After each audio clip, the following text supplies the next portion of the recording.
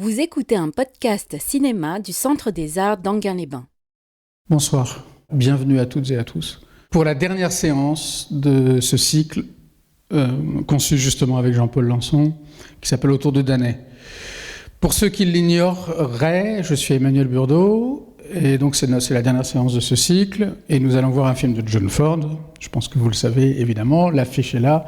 Il s'agit de La Charge héroïque, un film de 1949, dont le titre She Wore a Yellow Ribbon est quand même à bien des égards préférable. She Wore a Yellow Ribbon, on le traduirait par Elle portait un ruban jaune. Alors, quelques mots très très rapidement, parce qu'on parlera plutôt du film et du rapport que Danais avait avec ce film, si vous le souhaitez, après. Mais quelques mots très rapidement sur la raison pour laquelle ça nous semblait à Jean-Paul et à moi assez judicieux, instructif, de finir par ce film. On a commencé le cycle Danais avec un film de Howard Hawks, un western déjà, Rio Bravo.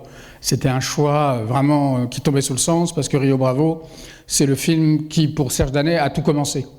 C'est le film dont il disait qu'il l'avait sans cesse vu et revu dans sa vie. C'est le premier film sur lequel il a écrit. C'est un film qui n'a pas cessé de l'accompagner. Bon. Le film sur lequel il a écrit son premier article à 18 ans, presque 19. Et on termine avec Ford. Alors, pour moi, c'est très intéressant parce que, alors, en dehors du parallèle sur lequel on pourra revenir, qui est un parallèle qu'on faisait déjà à l'époque et qu'on fait toujours aujourd'hui entre Hawks et Ford, quel est le meilleur des deux, et que ces deux cinéastes qu'on compare toujours, et bien justement, au sein de cette comparaison, l'itinéraire, l'évolution de Danais a consisté à d'abord être beaucoup plus hawksien que fordien, et à finir, à la fin de sa vie, par être beaucoup plus fordien que hawksien. Il a vraiment évolué. C'est quelqu'un Danais dont on dit souvent que ses goûts ont été fixes, qu'il a toujours été fidèle à ses admirations d'adolescence, que sa cinéphilie est demeurée la même. Moi, je pense que c'est une vision un peu comme ça, un peu facile, un peu idyllique. Non, il a évolué, et Hawks d'un côté, Ford de l'autre, sont deux cinéastes sur lesquels il a beaucoup évolué. Alors, sur John Ford, il a écrit à 3-4 reprises. D'abord, mais ça c'est un texte sur lequel je ne reviendrai pas, même s'il est très beau. D'abord, très jeune, à l'âge de 22 ans, il a participé à un dictionnaire du cinéma, dans lequel il a écrit un certain nombre de notes sur Preston Sturges, sur Frank Tashlin, sur Eric Romer, sur Maurice Stiller, et sur John Ford. Bon. Mais c'est tardivement que Danais est vraiment devenu fordien. À travers deux textes. Un dont je parlerai simplement, qui est un texte absolument extraordinaire, très foisonnant, un peu fou, qui est un texte qui est consacré au dernier film de John Ford, Frontière chinoise, Seven Women. Le texte s'appelle Le théâtre des entrées, et un texte dont je vous lirai des extraits, ou peut-être même que je vous le lirai en entier parce qu'il n'est pas long, qui est justement un texte qui est consacré à La Charge héroïque, sur lequel Danais a écrit à la fin de l'année 1988, lorsqu'il tient de manière quotidienne, une chronique consacrée au passage des films à la télévision, intitulée Les fantômes du permanent. Voilà. Et puis, avant même cela, on écoutera un moment où justement Danais, en 1987, donc juste un peu avant, explique, comme souvent avec lui, de manière peut-être un peu rapide, un peu concise, un peu brève, explique pourquoi il a commencé par préférer Hawks à Ford, et il en est venu à préférer Ford à Hawks. Voilà. Quant au film lui-même, je ne vois pas ce que je pourrais vous dire. Sinon, il y a John Wayne, voilà. C'est un western, ça fait partie de ce qu'on appelle la trilogie de la cavalerie de John Ford, ça fait 1949.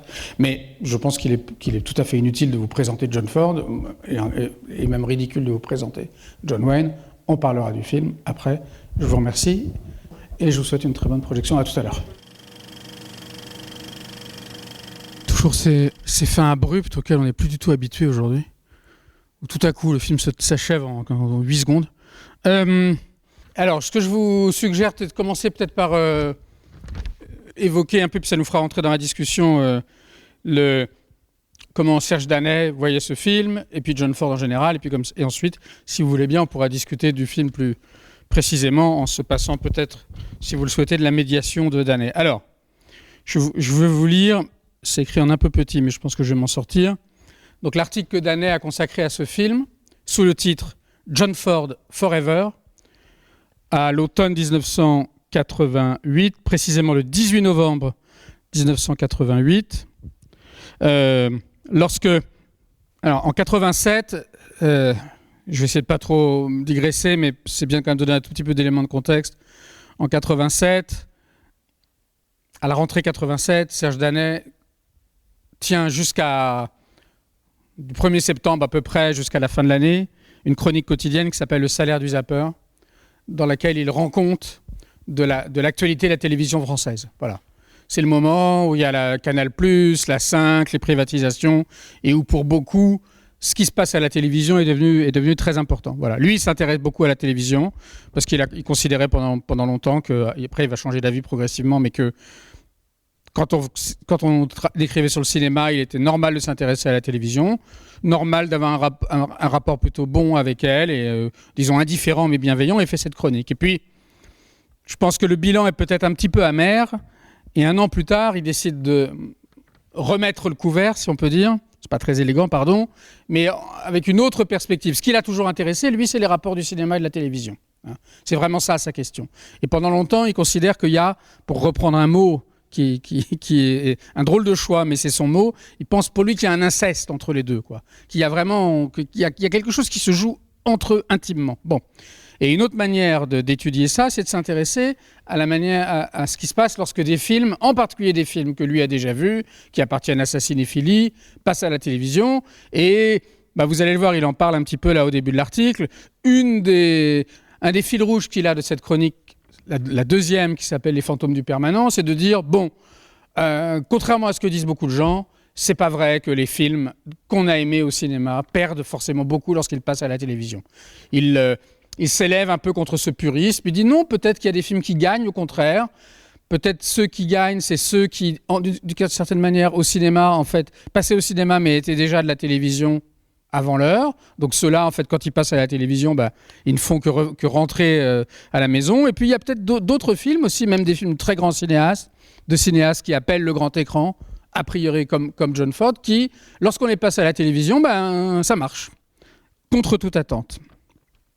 Donc il est encore quand même dans cette idée, et quelques années, 1 ou 2 ans plus tard, il va rompre avec elle, mais il est quand même dans cette idée qu'entre le cinéma et la télévision, il y a une forme d'inceste, ou en tout cas que les deux peuvent bien fonctionner l'un avec l'autre, qu'il n'y a aucune raison de les opposer terme à terme, aucune raison de dire les grands films, c'est pour les grandes salles, et la télévision, quand on regarde un film à la télévision, en fait, on ne voit pas vraiment le film, on n'en voit qu'une copie. Bon, voilà. Alors, John Ford, Forever.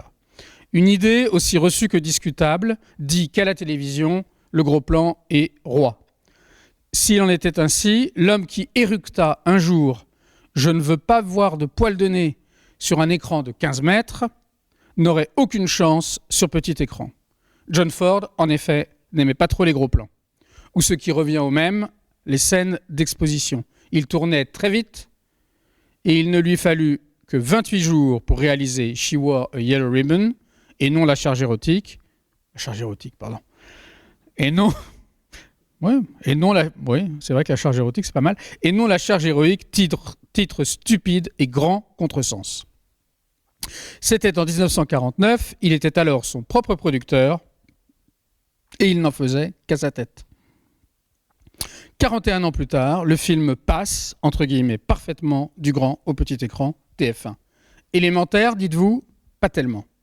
Gilles Deleuze rappela un jour au Genot de la Fémis, alors il fait référence sur la nommée à une très fameuse conférence de Deleuze qui s'appelle « Qu'est-ce que l'acte de création ?», à laquelle vous aurez très facilement accès sur YouTube et ailleurs, parce qu'elle a été reprise, je crois elle a été également éditée en DVD. Et évidemment, on pourrait digresser encore un peu sur le rapport entre Deleuze et Danet, mais peut-être il suffit de rappeler que là on est en 88 et 2 ans plus tôt, lorsque Serge Danet édite un premier recueil de ses articles à Libération, c'est Gilles Deleuze qui rédige la préface, ce qui évidemment est pas rien.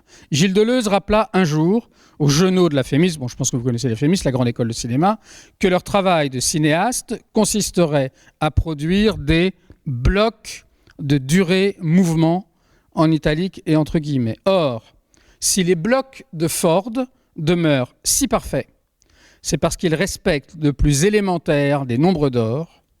Il ne dure que le temps qu'il faut à un œil exercé pour voir tout ce qu'il recèle. Le temps de voir tout ce qu'il y a à voir, c'est la bonne durée et le bon mouvement d'un œil aussi discipliné dans l'art de regarder qu'un cavalier fordien l'est dans celui de monter à cheval. Ce principe est si simple qu'il a permis à Ford de compliquer, de raffiner, voire de tarabiscoter les choses en donnant toujours un sentiment de classicisme immémorial. Ce n'est pas l'action qui donne les durées, c'est la perception d'un spectateur idéal, d'un éclaireur qui verrait de loin tout ce qu'il y a à voir, mais rien de plus. Un contemplatif rapide. Voilà le paradoxe Ford. Impossible de regarder ces films d'un œil torve, parce qu'alors on ne voit plus rien, sinon des histoires de bidasses sentimentaux. Alors là, je pourrais ouvrir une autre parenthèse. J'ai le sentiment qu'en utilisant cette expression de bidasses sentimentaux, peut-être Danet a en tête, mais j'y reviendrai tout à l'heure si on a le temps, peut-être il a en tête, et ça va jouer évidemment dans la comparaison avec Hawks, qu'à la différence de Howard Hawks, qui a été dès les années 50 un des 4 auteurs mis en avant par les cahiers du cinéma, systématiquement défendus et à travers lesquels les cahiers ont pu imposer leur politique des auteurs, Ford n'entrait pas dans ce groupe des auteurs. Les cahiers du cinéma, au cours des années 50, notamment, et peut-être en particulier François Truffaut, n'aimaient pas Ford. Et ils n'aimaient pas Ford parce qu'ils le trouvaient gâteux, sentimental, et ils ne supportaient pas son amour de l'armée. Donc on trouve dans les cahiers, sous la plume de Truffaut et d'autres, des articles extrêmement négatifs et même méprisants, agressifs à l'endroit de Ford, justement parce qu'il était trop attaché à ces histoires de bidasses sentimentaux. Et ça n'est qu'à partir du début des années 60, avec des films évidemment comme L'homme qui tua Liberty Valance, Les Cheyennes en 64, et encore plus Seven Women, Frontières chinoises, le dernier film de Ford, que les cahiers vont se convertir à Ford. Mais pendant longtemps, ils étaient hawksiens et non fordiens. D'André Bazin, le cofondateur des cahiers du cinéma, est longtemps resté ce cri, qui depuis a été beaucoup remis en cause. C'est lui qui, en 1949, je crois, quasiment de manière quasi contemporaine de ce film aussi, avait écrit un fameux article qui s'appelait « À bas Ford, vive Wyler ». Alors aujourd'hui, ça peut nous faire sourire, parce qu'aujourd'hui, William Wyler n'a pas du tout la place dans l'histoire du cinéma qu'a John Ford. Mais il faut savoir que le Fordisme croissant de Danet vient de cette tradition-là, c'est-à-dire d'une tradition dans laquelle, pendant longtemps, John Ford a plutôt méprisé. Impossible de regarder ces films d'un œil torve, parce qu'alors on ne voit plus rien, sinon des histoires de bidasses sentimentaux. L'œil doit être vif, parce que dans n'importe quelle image d'un film de Ford, il risque d'y avoir quelques dixièmes de seconde de contemplation pure, ces deux mots sont en italique, avant que l'action n'arrive. On sort d'une cabane ou d'un plan, et il y a là des nuages rouges au-dessus d'un cimetière. Un cheval abandonné dans le coin droit de l'image, le grouillement bleu de la cavalerie, le visage bouleversé de 2 femmes. Ce sont des choses qu'il faut voir au tout début en italique du plan, car il n'y aura pas de deuxième fois, tant pis pour les yeux caussards. Ford est un des grands artistes, en italique à nouveau, du cinéma. Pas seulement à cause de la composition de ses plans et de ses lumières, mais plus profondément parce qu'il filme si vite qu'il fait 2 films à la fois. Un film pour conjurer le temps, en étirant les récits, par peur de finir, et un autre pour sauver le moment, celui du paysage, 2 secondes avant l'action. Il est celui qui jouit du spectacle avant. Aussi ne faut-il pas chercher chez lui des personnages qui, devant un beau paysage, disent « Oh, comme c'est beau !» Ce n'est pas au personnage de souffler au spectateur ce qu'il doit voir, c'est ça qui serait immoral. D'autant que les personnages ont bien assez à faire pour retarder l'âge de la retraite et la fin des péripéties de l'histoire. C'est un thème qui commence dans She Wore a Yellow Ribbon et qui ne cessera de revenir. Les personnages de Ford, militaires compris, ne sont jamais que les saltimbanques de leurs croyances, et celles-ci auront de moins en moins tendance à les mener vers des terres promises, même si elles dessinent la silhouette des cavaliers sur un fond chromo de ciel embrasé ou de clair de lune. Cette image se trouve évidemment dans She-War. Ce défilé ronde qui va de gauche à droite et collectif est interminable. Mais il est un autre mouvement plus mystérieux qui vient, lui, du fond du plan et qui surgit au milieu, en italique, de l'image, toujours. Comme si ce cinéaste qui avait tout bâti, sur le refus du gros plan et de la scène d'exposition, laissait parfois venir quelque chose vers ses personnages. C'est ainsi qu'on trouve un gros plan dans She Wore a Yellow Ribbon. On y voit Nathan Brittles, John Wayne. Alors, je ne sais pas pourquoi après il a ajouté Raymond Loyer. C'est peut-être parce qu'il a vu le film en VF, que Raymond Loyer est le doubleur du film. Ah bah oui, sans doute, oui, puisque c'est sur TF1. Parlant à sa femme, morte depuis longtemps et enterrée à 2 pas, lui expliquant qu'il lui reste 6 jours avant la retraite et qu'il n'a rien décidé. Alors, sur la tombe, se dessine l'ombre d'une femme. Il s'agit bien sûr d'une inoffensive jeune fille, mais pour qui a appris à voir Ford comme il se doit, ce bref instant fait peur. C'est le passé qui revient par le milieu de l'image, tout ça en italique, c'est le passé qui revient par le milieu de l'image, sans crier gare, à la Ford, entre guillemets. Inutile de dire que lorsqu'une image a non seulement des bords, mais un cœur, le petit écran l'accueille avec tous les écarts qui lui sont dus. Bon. Et puis, on va écouter l'extrait sonore que je vais présenter un instant, et puis comme ça, on pourra discuter librement en laissant Danet sur son cheval, si on le veut. Alors, petite introduction à l'extrait sonore qu'on va écouter. J'ai déjà eu l'occasion de dire, je le redis très rapidement, tous les dimanches pendant 5 ans, tous les dimanches à 19h pendant 5 ans, grosso modo entre septembre 1985 et septembre 1990, date à laquelle il arrête parce qu'il vient d'apprendre qu'il est malade du sida. Danet anime sur France Culture une émission qui s'appelle Microfilm. Alors cette émission, elle est célèbre pour bien des raisons, parce que c'est assez remarquable, mais aussi beaucoup de gens en parlent souvent en souriant un peu, parce que dans les temps de parole, Danet en général parle autant, voire plus que ses invités. Bon, et il y a une émission qui est tout à fait sidérante pour beaucoup d'autres raisons que celles qui nous concernent ce soir, qui est une émission qui est double, que Danet enregistre pendant le Festival de Cannes 1987, avec Maurice Pialat, au moment de Sous le soleil de Satan, et je crois que c'est quelques jours avant que Sous le soleil de Satan remporte la Palme d'Or. Voilà. Donc, ils discutent de Sous le soleil de Satan, qui évidemment n'est pas lié directement ni à Ford ni à Hawks. C'est un moment tout à fait hallucinant parce que Pialat était quand même, on le sait, c'était un peu un chien, mais là, pour une raison qui m'échappe, il passe son temps à faire de la lèche à Danet, à dire qu'il est intimidé par lui, qu'il est génial, qu'il se demande comment il a pu apprécier son film. Enfin, c'est vraiment un numéro d'obséquiosité comme on n'a jamais vu, surtout de la part de Pialat. Et puis, ça, c'est l'émission qui est diffusée pendant Cannes. Et puis, la deuxième partie sera diffusée au moment de la sortie de Sous le soleil de Satan, en septembre 87. D'ailleurs, à ce moment-là, Libération fera un numéro spécial, enfin, où Pialat sera le rédacteur en chef d'un numéro, disons. Voilà. Mais ils discutent. Et c'est vers la fin de l'émission, et comme d'habitude, Danet a développé un truc un peu long, mais je crois sinon je vous l'expliquerai. Et puis, il compare Hawks à Ford, et le rapport qu'il a à tous les deux.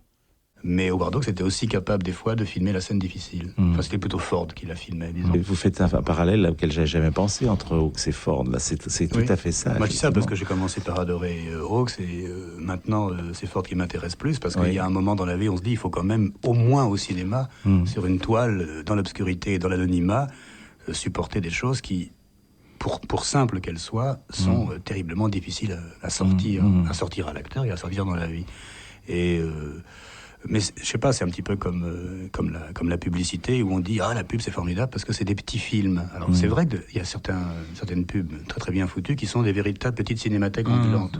On dit au lieu d'avoir la scène complète du duel entre les deux héros dans le western, on va juste avoir un geste qui va emblématiser la scène et tout le monde va dire mais j'ai vu ces scènes de western dans Ford.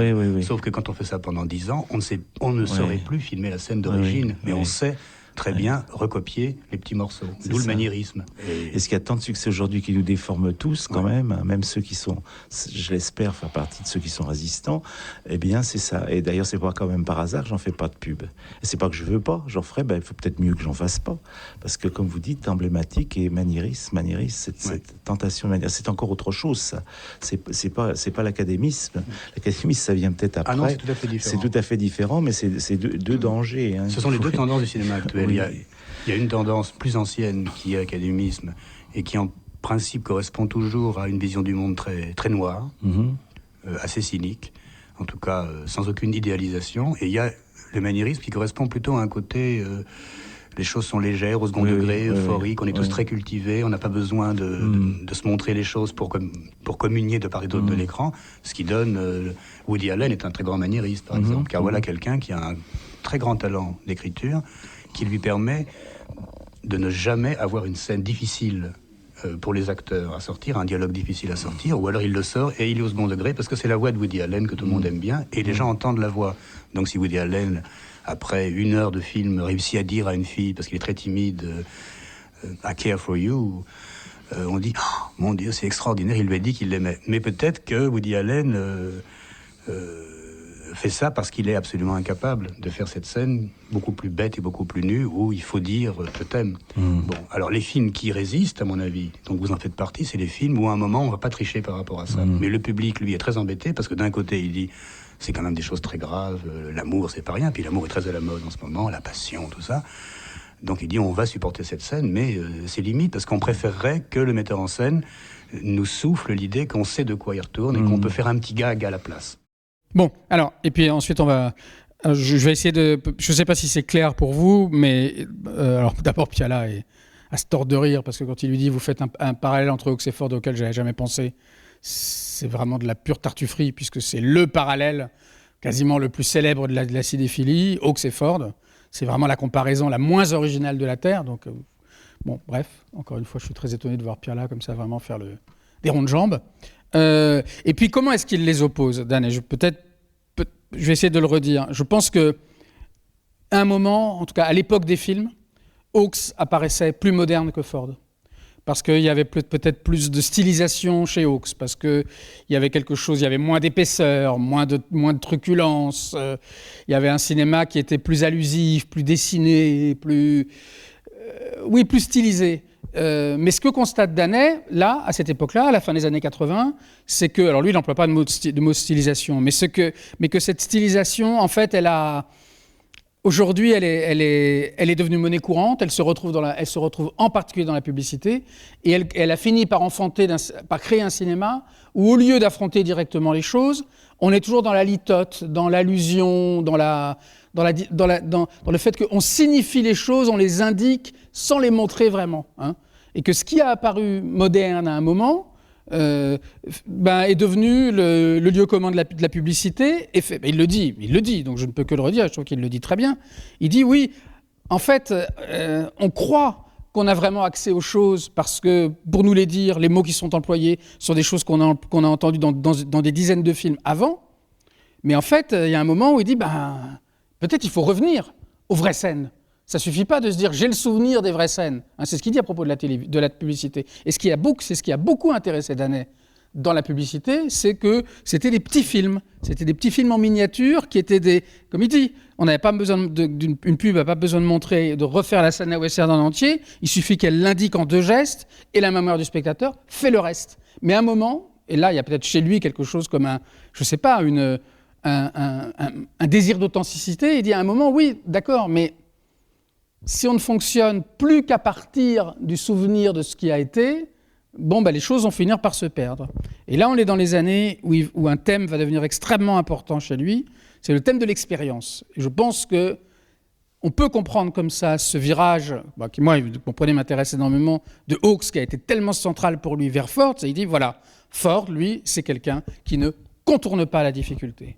Alors, c'est provocateur, je crois, c'est provocateur. Moi, je trouve que c'est provocateur quand dans son article, il dit que John Ford est l'un des plus grands artistes en italique du cinéma, parce que je pense que ce qui frappe en premier lieu chez John Ford, c'est pas le côté artiste, c'est plutôt le côté humanité bourrue, le côté les hommes entre eux, l'armée, les valeurs, l'affection, voilà. Mais quelque part, je pense que chez Danet, il en arrive au moment où pour lui, les cinéastes les plus artistes sont ceux qui n'en ont pas fini avec l'expérience et qui sont capables, qui filment vraiment les choses difficiles et qui ne se satisfont pas de l'allusion, de la litote, du code, de la citation, en fait. Voilà. Donc, bon, après, si nous devions pousser plus avant, et si elle vous intéresse vraiment, comme elle m'intéresse moi, la manière dont Danet pense ce rapport qui est quand même très central entre Hawks et Ford, le texte qu'il faut absolument lire, mais c'est un texte totalement vertigineux, c'est le texte que j'évoquais tout à l'heure qui s'appelle « Le théâtre des entrées », qui est un texte que Danet publie en 1990 dans le numéro spécial John Ford des Cahiers du cinéma, qui est un texte qui est consacré exclusivement à Seven Women, Frontières chinoises. Comme je vois qu'au moins une personne prend une note, je me permets de donner la référence exacte si vous voulez y avoir accès. Il a été recueilli dans le tome 3 de la Maison Cinéma et le Monde. Et là, à un moment, il dit quel plus beau thème, il dit il n'y a pas plus beau thème de disputatio cinéphile, ou cinéphilique, je ne sais plus ce qu'il dit, que la dispute que l'alternative Oxford. Et puis ensuite, il développe beaucoup plus que ce qu'il ne fait ici, l'idée du passé qui revient par le milieu de l'image. Voilà. C'est quelque chose, là c'est vraiment l'objet, pas exclusif, mais c'est une des choses qui développe bien davantage dans cet article qui pour moi est un de ses plus forts, mais aussi un de ses plus difficiles, je trouve, à saisir, qui est l'article sur Seven Women, qui est aussi évidemment, je crois en avoir parlé un petit peu au moment de La Nuit du Chasseur, qui est aussi un film qui intéresse Danet, parce qu'on y trouve quelque chose qui est toujours pour lui presque on pourrait dire un critère discriminant entre les films, c'est que c'est l'histoire d'une naissance, Seven Women, hein, dans cette mission à la frontière chinoise, c'est l'histoire d'une naissance. Hein, et c'est l'histoire d'un enfant qui va être adopté d'une certaine manière. Enfin, la mère est là, mais elle va être adoptée par cette mission, alors que, évidemment, dans cette mission on est dans une situation quasiment de western, c'est-à-dire qu'elle est envahie par les Mongols ou par je sais plus qui, j'ai oublié, pardon, un peu comme ici, ils sont encerclés par les Indiens. Et là, il y a un enfant qui naît et la mission doit décider que cet enfant va être le sien, même si au départ, ça ne doit pas être le cas. Bon, ben ça, pour Danet, c'est le scénario absolu. En fait, pour lui, les cinéastes se divisent presque entre ceux qui sont capables de raconter une histoire comme celle-là, celle de l'enfant trouvé, l'enfant adopté, l'enfant qui... Voilà, celle de l'enfant...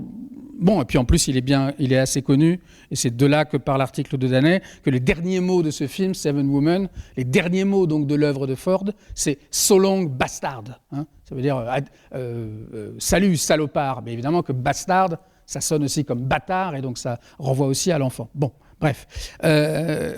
Donc si vous voulez prolonger plus, je vous inviterai vraiment à lire ce texte, qui est extraordinaire. Voilà ce que je pouvais dire un peu, je ne sais pas si c'est à gros traits ou au contraire en coupant trop les cheveux en quatre, sur ce voyage de Hawks à Ford, aussi bien au cours de ce cycle, puisqu'on a commencé par l'un et on finit par l'autre, que dans le regard de Serge Danet. Et c'est vrai que moi, c'est une chose qui m'intéresse énormément parce que, contrairement à ce qu'on dit souvent, je pense que c'est quelqu'un qui n'a... Et je trouve que c'est absolument passionnant, je dirais même nécessaire, qui n'a cessé de changer d'avis. Non, la question n'est pas de changer d'avis, parce que c'est pas de se dire « je me suis trompé ». Son regard, au fur et à mesure de la manière dont pour lui, au fur et à mesure que l'histoire du cinéma avance, il y a des cinéastes qui lui apparaissaient, qui jadis lui apparaissaient, disons, secondaires, qui progressivement lui apparaissent absolument centraux. Et je pense que Ford, progressivement, lui apparaît absolument central parce que, alors ça, je n'ai pas le temps de le développer, et puis en plus, je ne suis pas sûr que je pourrais le faire devant vous de manière convaincante, parce qu'au contraire, il voit dans Hawks, en fait, d'une certaine manière, pour lui, Hawks, c'est l'ancêtre des séries télé, c'est l'ancêtre de la publicité, voilà. C'est l'ancêtre d'un truc extrêmement clean, très dessiné, alors que chez Ford, je pense que pour lui, Ford est beaucoup plus mystérieux, voilà. La descendance fordienne est beaucoup plus compliquée, il est beaucoup plus mystérieux, et c'est lui qui le préfère en dernière instance. Et peut-être moi aussi, mais ça c'est moins important. Voilà. Alors les deux, c'est le massacre de Fort Apache. Et Rio Grande, je crois. Et Rio Grande, ouais. qui sont postérieurs. Hein. Celui-ci, c'est le premier de la trilogie. Ouais. Et en fait, les propos critiques de Serge Danet. Voilà, tels que vous les avez lus tout à l'heure, je n'arrive pas à les transposer sur les deux autres films en noir et blanc. Le propos me paraît moins pertinent. Alors, écoutez, je ne sais pas parce que je les déjà, connais. C'est le noir et blanc qui fait que, le côté technicolor, je pense qu'effectivement, il y a des couleurs appuyées, dont acte, mais ça me paraît moins probant sur les deux autres. Déjà, moi, si je suis tout à fait honnête, notamment celui avec Henry Fonda, là pour le coup, notamment celui avec Henry Fonda, là. Donc, celui avec Henry Fonda, c'est Fort Apache, c'est ça? Ouais, c'est celui-là. Ouais, ce film qui aimait tellement les Straubes. Alors, moi, je ne sais pas en tête ces deux films. Mais même à la limite, je vais vous dire, je ne suis même pas sûr que pour moi, quand je ressors du film comme vous, je trouve c'est très éclairant de lire cet article, mais je ne dirais pas qu'il est immédiatement probant. Je veux dire, dans le sens où alors, c'est probant quand il cite la scène où John Wayne se recueille et qu'il y a une ombre qui se profile, qui monte sur la pierre tombale. C'est probant et en même temps, il oublie quand même de mentionner un détail parce que moi j'avais relu évidemment l'article avant en venant, qui quand même change un tout petit peu les choses. C'est qu'il dit le spectateur a peur, mais en même temps le spectateur, il n'a pas vraiment peur parce qu'avant, je veux dire, le regard de John Wayne, il y a un moment où John Wayne a un regard sur cette ombre, où lui est un petit peu inquiet, et je pense que le temps de ce regard, le spectateur a compris en fait qu'évidemment c'est pas un fantôme, mais que c'est la fille qui arrive derrière. Ça change un petit peu les choses. Donc, c'est une des choses qui, moi, m'intéresse, je n'ai même pas besoin de le redire, chez Danet, c'est que parfois ces articles, quand on les lit juste après avoir vu le film, on a l'impression que ça tombe parfaitement juste. Ici, j'ai le sentiment que, comment on dit en anglais, on dirait, il force un peu sa chance, c'est-à-dire il affirme un peu trop. Voilà. Mais il y a une expression dans cet article que je trouve magnifique, aussi parce que je serais à deux doigts de l'appliquer au travail même de Serge Danet, c'est quand il parle de contemplatif rapide. Voilà. Et c'est vrai, là j'ai été très attentif, parce que j'avais encore une fois l'article en tête, et c'est vrai que le film est rempli, et ça sans doute, il faudrait revoir d'autres Ford, j'en vois plusieurs par an, mais là, j'en ai pas un autre en tête de manière aussi fraîche. C'est vrai que très souvent dans le film, il y a des petits moments comme ça de décrochage, des petits détails. Un qui ne cite pas d'ailleurs, qui est très remarquable, c'est le chien. Le chien au moment d'un des passages en revue des troupes. Le chien qui va d'ailleurs permettre à cet extraordinaire personnage joué par Victor McLagan, qui va lui permettre de reprendre un peu sa contenance parce qu'il est en train de la perdre. Voilà. Donc le film, c'est vrai, je suis d'accord avec lui là-dessus. Enfin, je suis d'accord avec lui. Je trouve qu'il vise juste quand il dit que, effectivement, il y a toujours de l'action. Et puis avec ces défilés qui sont parfois un peu répétitifs, effectivement, de colonnes qui avancent, ceux qui descendent, ceux qui remontent, aller remplacer machin. Mais là-dedans, il y a presque toujours une espèce de petit truc en plus, mais qui ne dure pas, quoi. Avec ça, moi, je suis absolument d'accord. Et j'aime beaucoup cette idée de contemplatif rapide, parce que, comme il le dit, c'est un paradoxe évidemment de lenteur et de vitesse. Et ça, je trouve cette idée très belle, et je la trouve assez juste, ouais. Je la trouve assez juste. Après, par exemple, on pourrait lui répondre, mais moi, je ne demande pas à un critique de dire la vérité. Par exemple, quand il dit c'est pas dans un film de Ford que les personnages diraient « Ah, qu'est-ce que ces paysages sont beaux !» Bon, y a un contre-exemple dans le film, c'est les bisons. Quand les bisons arrivent, tout le monde s'extasie devant les bisons. Donc, les bisons, c'est pas un paysage, mais enfin, ça fait partie, c'est un élément de la nature, donc c'est un élément du paysage. Donc là, il n'est pas complètement... c'est pas tout à fait juste, disons.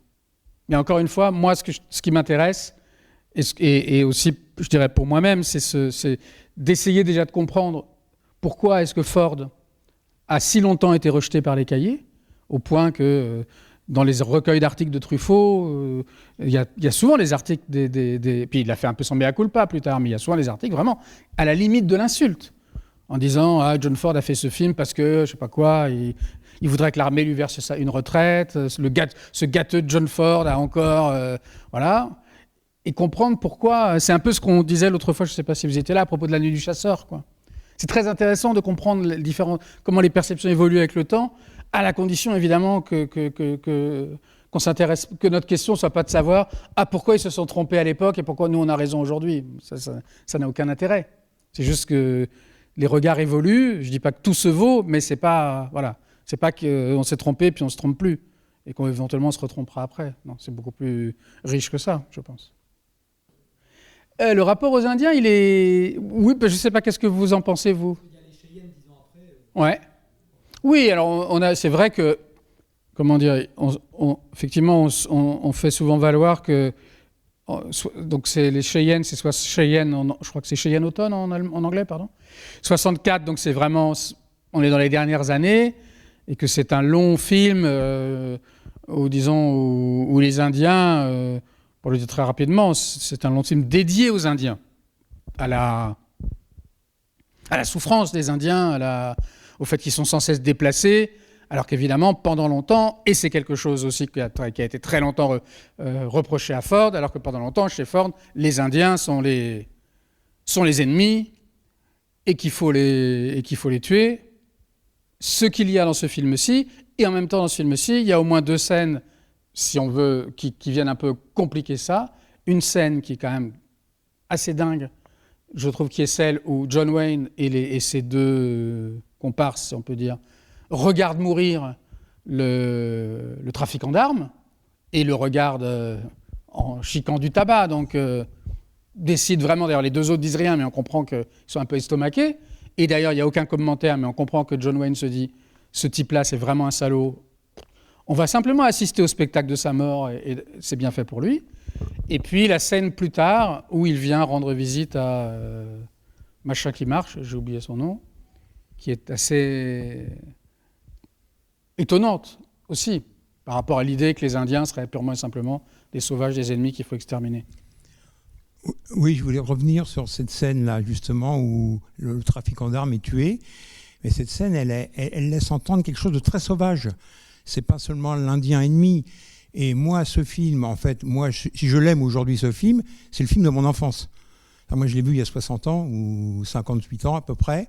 Il m'a marqué, ce film. Enfin, John Ford et les westerns de l'époque.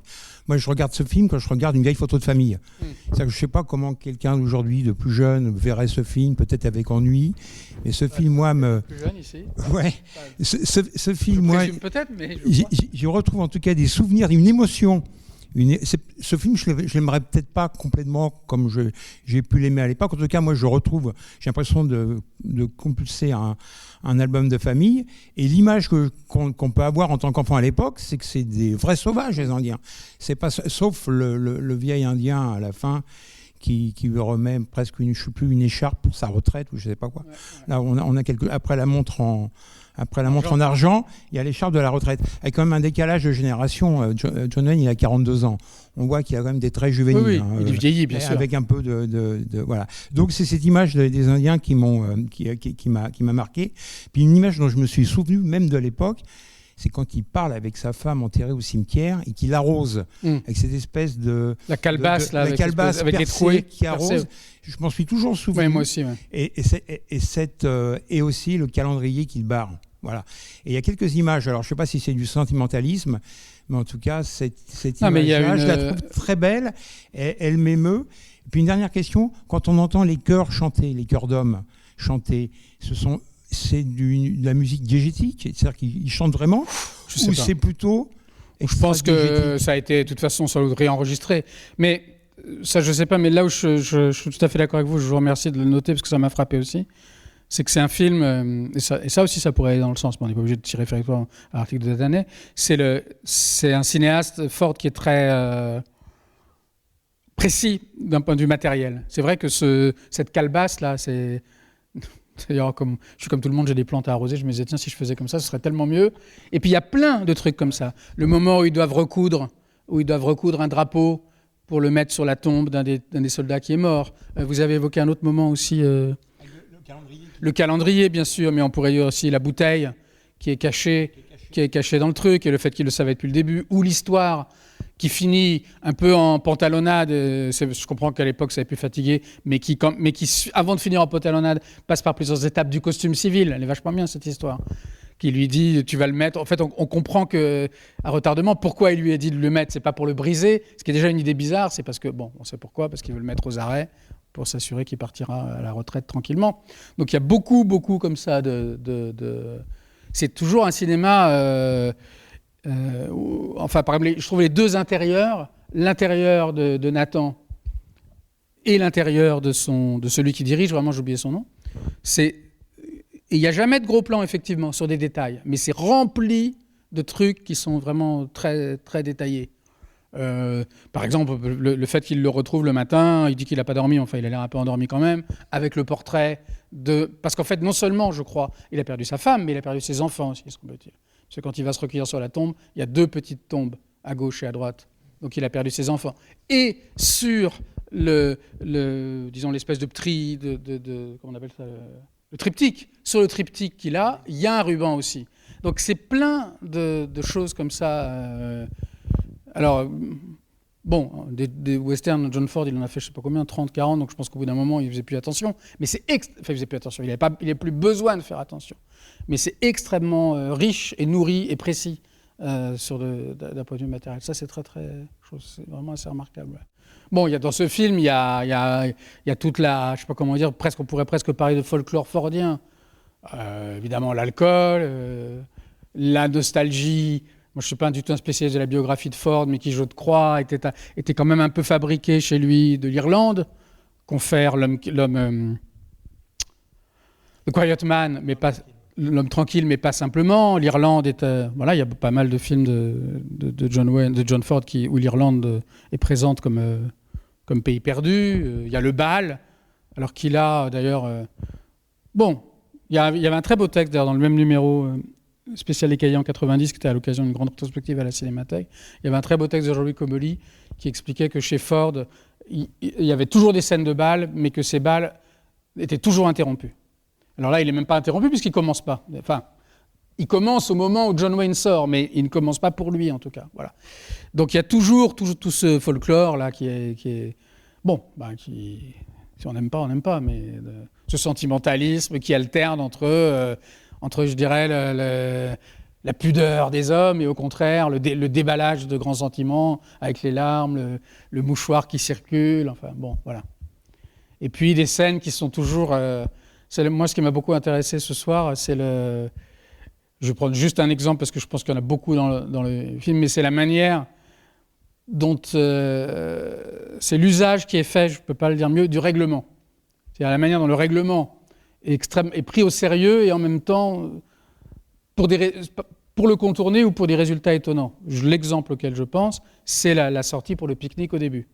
C'est la dispute pour savoir s'il sera de sortir au pique-nique et c'est le moment où John Wayne dit « Il n'y a aucun problème, Monsieur Penel peut sortir pour son pique-nique ». Donc là, on se dit « Ah bah c'est formidable, ils vont sortir tous les deux ». Et il fait le tour de la carriole avec son cheval et il dit « Mais en revanche, vous, madame ». Donc une manière de prendre les choses au mot et de dire « Bon, vous voulez sortir, Monsieur Penel, le règlement ne l'interdit pas. » Lui, il se réjouit. Mais en revanche, madame, le règlement vous interdit, vous, de sortir. Et il y a plein de trucs comme ça dans le film où le rapport hiérarchique et où le règlement produit des choses, disons, une sorte de comédie, quoi, que moi, je trouve assez réussie. Là, ce qui est frappant, c'est ce que vous disiez, pardon, monsieur, il serait temps que je connaisse votre prénom, puisque... Hervé, c'est ce que disait Hervé, c'est que John Wayne est vieilli. D'abord, ça me permet aussi de rappeler une chose que disait Danet. Sur la fin, il disait je suis un peu comme souvent les critiques, j'ai mis du temps à m'intéresser vraiment aux acteurs, et aujourd'hui, même John Wayne, dont je me suis longtemps foutu, je dois avouer, c'est un grand acteur. Il ne dit pas dont je me suis longtemps foutu, mais il dit même John Wayne, que j'ai longtemps un peu ignoré, c'est un grand acteur. Et moi, je trouve que c'est vrai, c'est un grand acteur. Alors, la différence, c'est que... C'est pas la même chose parce que, paradoxalement, dans le film de 49, celui qu'on vient de voir, il est plus en position de patriarche que dans Rio Bravo, qui est pourtant tourné... Il est vieilli dans le film. Là, il est vieilli, qui est pourtant tourné 10 ans plus tard. Et dans Rio Bravo, c'est plus d'abord, c'est beaucoup plus tourné, beaucoup plus fait, comme souvent chez Hawks, sur un petit groupe d'hommes. Il y a lui, il y a Walter Brennan, il y a Dean Martin et le faux Elvis, là, comment il s'appelle, Ricky Nelson, qui est mort jeune, qui n'est jamais devenu Elvis. Donc c'est plus vraiment entre eux. Et ce sont des personnages... C'est pas la même chose, parce que c'est pas à l'intérieur de l'armée, mais moi, c'est vrai que je trouve quand même que c'est un grand acteur, quoi. Le trait, de toute façon, chez Ford est toujours épais. Ça fait partie de ces cinéastes. Moi, j'avoue que en tout cas, ça ne me pose aucun problème. C'est des cinéastes qui appuient sur les choses. Donc, tout est un peu sur plusieurs couches, d'une certaine manière. Là, il y a la moustache, les cheveux blancs, l'uniforme, tout ça. Il y a une sorte de truculence permanente avec des effets. Ford ne rechigne pas à répéter certains effets, à commencer par celui de la montre, qui est très beau, mais qui est une manière aussi d'appuyer sur la dimension sentimentale du personnage qui, en sortant sa montre toutes les 5 minutes, souligne à quel point il est reconnaissant à ses amis ou collègues de l'avoir offert. Chez Hawks, on voit mieux, en particulier dans Rio Bravo, le fameux déhanchement de John Wayne. Parce que là, on ne le voit pas bien, mais il marche vraiment. Il a un côté un peu Aldo Machon ou le contraire. Il a vraiment une démarche très, très curieuse. Et dans le film de Hawks, si vous l'avez en tête, il y a, comme souvent dans les films de Hawks, on voit bien qu'Hawks le féminise un petit peu. Il y a cette fameuse scène dont on avait parlé, où il est dans l'hôtel avec Angie Dickinson, et où Angie Dickinson reçoit une paire de... Je ne sais pas si c'est un pantalon ou un truc, mais enfin très très féminin, et où, je ne sais pas quoi, elle demande à John Wayne s'il ne veut pas l'essayer, et il est très mal à l'aise, et quand il quitte la chambre et va dans le couloir, elle lui dit, je ne sais pas quoi, vous avez oublié votre pantalon. Et il se retourne pendant un instant, comme s'il était pris en flagrant délit d'être à moitié à poil, quoi. Voilà. Et puis le côté, sa démarche un petit peu comme ça, chaloupée, cette amitié qui n'est pas du tout du même genre dans le film de Hawks, où c'est vraiment des gens qui veillent vraiment les uns les autres, mais ça marche dans les différents sens. C'est ça qui est magnifique dans le film, c'est que John Wayne, qui est quand même un peu le chef de la bande, il veille sur Walter Brennan, qui est le vieux gardien de prison un peu alcoolique, enfin bourru plutôt. Et puis il y a Dean Martin, qui lui est d'ancien alcoolique. Donc les uns s'occupent, ça circule beaucoup plus dans tous les sens. Là, c'est plus... ça circule moins, je dirais, d'une certaine façon. C'est plus... Lui est plus au centre, et puis les autres obéissent ou réagissent par rapport à ce qu'il fait. Voilà. Mais bon, encore une fois, je trouve que c'est un acteur vraiment très, très... L'homme qui tue Liberty Valance, c'est un peu le film après lequel, en fait, je pense qu'il a beaucoup... Je dis ça, c'est qu'une hypothèse, mais je pense qu'il a dû convertir beaucoup de gens à aimer Ford. Parce que ce cinéaste qui... on voyait vraiment comme étant passéiste et un peu ringard, tout à coup fait vraiment un film sur la construction des États-Unis, et le passage, allez, pour le dire rapidement, parce que c'est vraiment scolaire de dire ça, de la barbarie à la loi, et explique que ce passage repose sur un mensonge, puisque l'homme qui va obtenir le respect de toute la ville et devenir avocat et maire et homme politique, et l'homme qui a tué, pour tout le monde, Liberty Valance, qui était génialement joué par Louis Marvin, le bandit assoiffé de sang. Mais en fait, pardon pour ceux qui n'ont pas vu le film, mais je pense que c'est assez connu, puisque c'est de ce film que vient la formule reprise tous les 4 matins, quand la légende est plus belle que la réalité, imprimez la légende. Et en fait, ce que raconte l'histoire, c'est que c'est pas James Stewart qui a donc l'homme, l'avocat venu de je ne sais quelle ville de l'Est, et donc l'homme comme il faut, qui tue Liberty Valance, mais c'est le cow-boy à l'ancienne, joué par John Wayne. Parce que le soir où James Stewart, qui lui n'a aucune habitude des armes, devait retrouver Liberty Valance, dans l'ombre, et John Wayne a tiré sur lui, donc même James Stewart pense que c'est vraiment lui qui l'a tué. Enfin, je ne sais pas d'ailleurs si à la fin, il apprend lui-même le truc.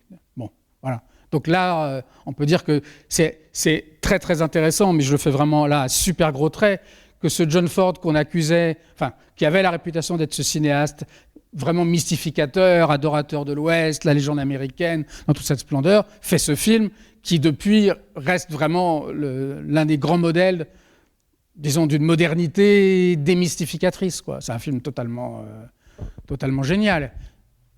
Ou on peut remonter juste avant un autre film qui n'est pas avec John Wayne, mais qui est un film absolument magnifique, et un des films préférés de Daney aussi, qui est Les Deux Cavaliers. Les Deux Cavaliers avec James Stewart et Richard Widmark, qui est particulièrement célèbre pour un plan qu'on cite toujours, à propos duquel Luc Moulet disait « J'attends toujours le contre-champ », parce qu'il y a un moment où James Stewart et Richard Widmark, je ne sais plus ce qu'ils font exactement, mais font une halte pour désaltérer leurs chevaux au bord d'une rivière, et ils sont tous les deux accroupis, et ils discutent, comme le font souvent les hommes dans les westerns, de la vie, l'amour, l'avenir, tu sais, est-ce qu'un jour tu te poseras? Et le plan est très très long sur eux deux qui parlent, et beaucoup de cinéphiles c'est vrai que c'est magnifique, sont fascinés par la longueur de ce plan où ces deux hommes discutent de qu'est-ce qui va leur arriver quand ils auront fini de vivre des aventures, est-ce qu'ils vont s'installer, prendre une ferme, voilà, etc., etc. Et donc Luc Moulet disait « J'attends toujours le contre-champ ». Eh bien, écoutez, moi, j'étais très heureux de cette saison. Je sais que certaines personnes sont venues presque... Enfin, moi, il y avait 9 séances, je n'étais là que 7, puisque 2 fois j'étais malade. Mais je vois certaines personnes qui étaient là assez souvent. Et je vous remercie beaucoup de votre fidélité. J'espère que ça vous a intéressé.